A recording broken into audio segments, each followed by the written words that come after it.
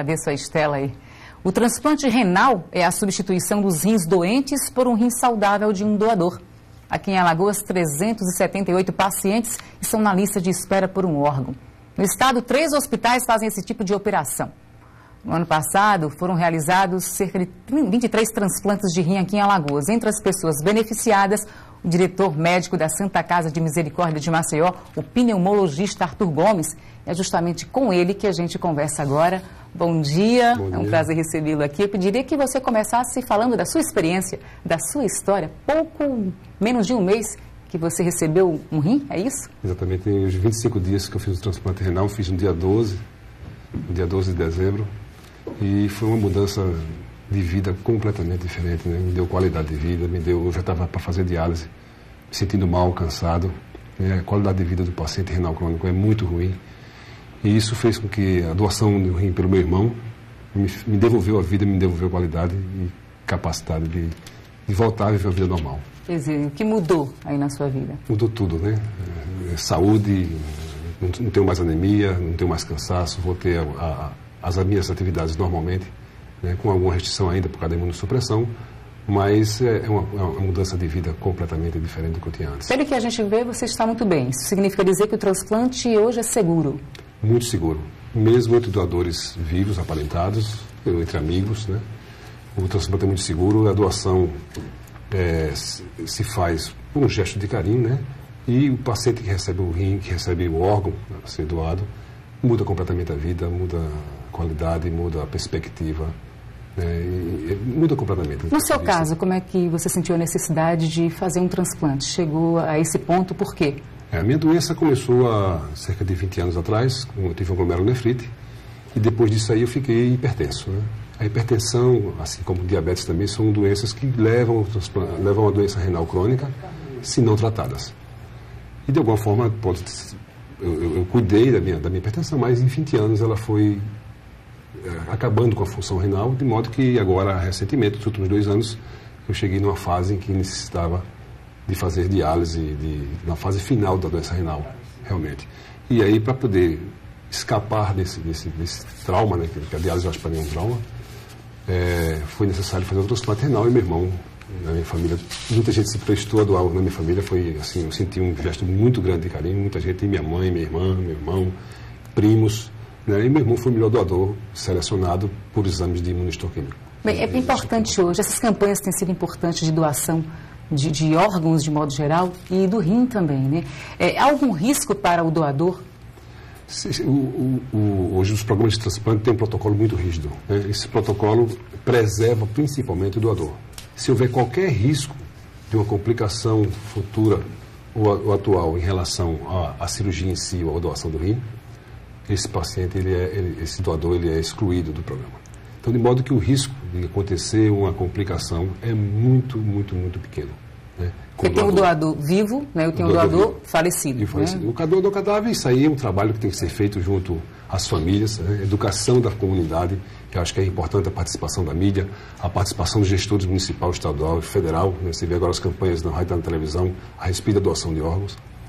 E, além disso, a participação dos médicos, dos hospitais, nesse sentido, né? Aqui em Alagoas ainda há muita resistência das famílias? Muita, muita. A Alagoas é um dos piores, hoje, índices de transplante em rim, principalmente no Brasil, né? A gente está lá embaixo na lista de estados que transplantam. Você me corrigiu, eu falei em 23, mas na verdade você falou que foram apenas 8? No ano de 2009 foram feitos pelo registro do DataSUS, de janeiro a outubro, apenas 8 transplantes. Para você ter uma ideia de comparação, a cidade de Caruaru, nesse mesmo período, fez 37 transplantes de rim. Então, é uma diferença muito grande, 4 vezes mais do que a gente aqui no estado todo.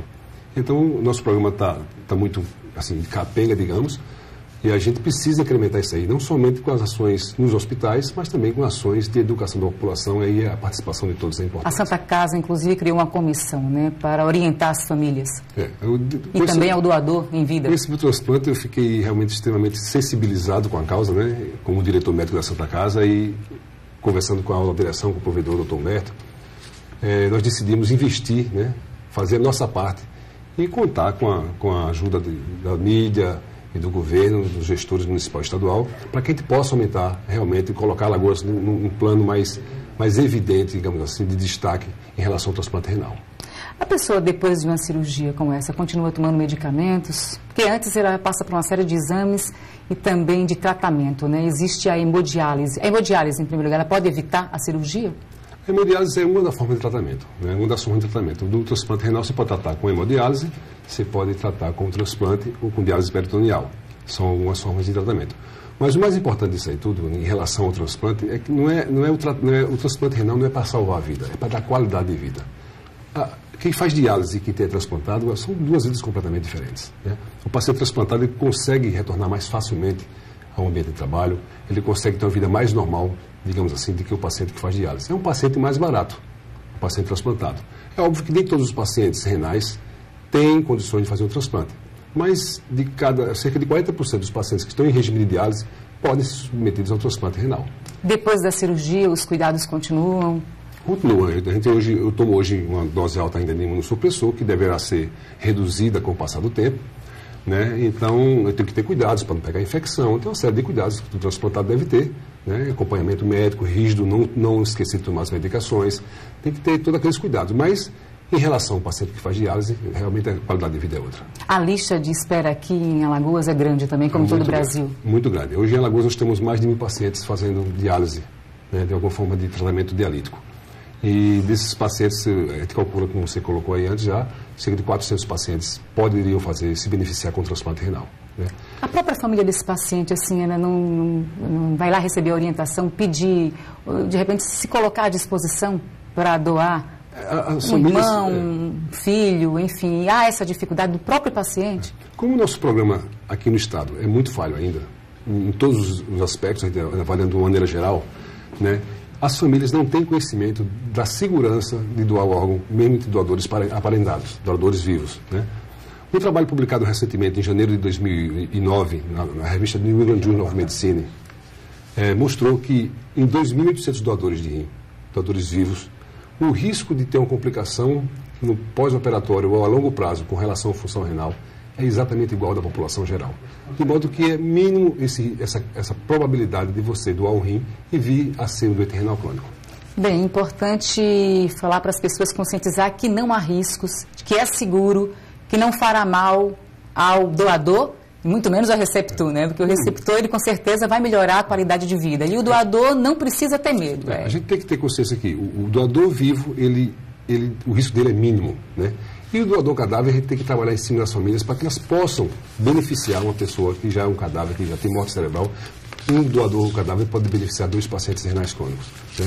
Além disso, seria importante no trabalho com doenças facilmente controláveis, como a hipertensão, que foi no caso, que a hipertensão evoluiu para a insuficiência renal crônica, hipertensão e diabetes, são doenças absolutamente controláveis que podem ser tratadas na atenção básica de saúde e assim evitar que o paciente que tem uma doença desse tipo possa evoluir para a insuficiência renal crônica. Eu quero agradecer a sua presença aqui no estúdio do Bom Dia, desejar muita saúde para você. Obrigado.